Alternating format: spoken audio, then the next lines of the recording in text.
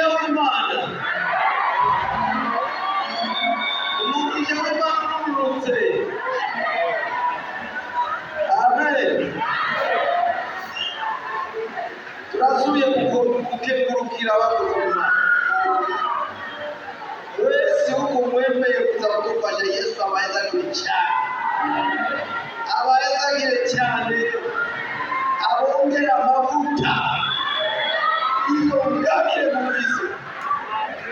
Turasubiye gukengurukira komite yo kwabuka no gushigira iwacu. Umwana bakomeze cyane, abaye gufatana mu gusumba. Amen. Abari n'ibindi bose Yesu abayezagire cyane. Ishengero ryose umwana abayezagire cyane. Ushyira amaboko yacu hejuru. Mana, mana, mana data, uwera, uwera, uwera, wongera era era w'ijuru. Turagushimiye, turagushimiye ibyo wadukoreye byose, turagushimiye ku bihe byiza Bwana waduhaye kubaho muri ino joro. Turagushimiye Bwana w'ijambo ryawe, turagushimiye Bwana ku bana bawe baturimbisha indirimbo nziza, turagushimiye ku ishengero ryawe Bwana yabaye imbere yawe. Bwana ntibatinye kuri ijoro ryose bagesheje, ariko baje ku munezero n'inzara bari bafise yo kuba imbere yawe. Kubera ibyo Bwana turatuye umugisha ku bana bawe bose baryamye, turatuye umugisha, turatuye umugisha, turatuye umunezero, turatuye kuroranirwa, turatuye ubuzima bwiza, turatuye Bwana amagara meza ku bana bawe, ku byaro zabo.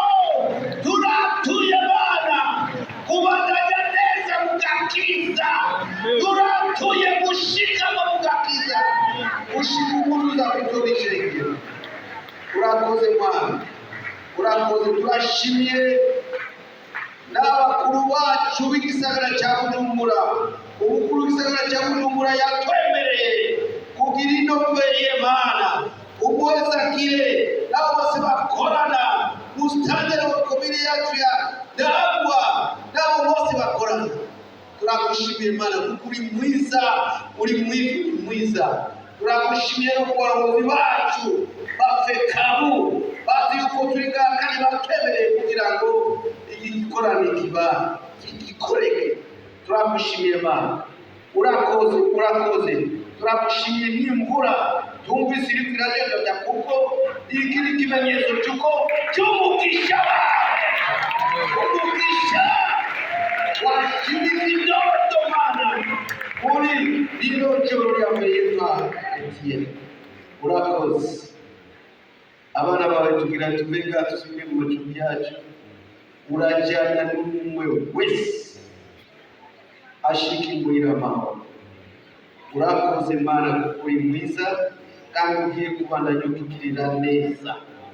Abana bawe bose dushikame mu gakiza, kuko kuri wewe ari Mana, arimo ni Yesu, ibyiza ibyo umunezero gusa. Dusenze twizeye mu izina rya Yesu Kristo, umukiza wacu.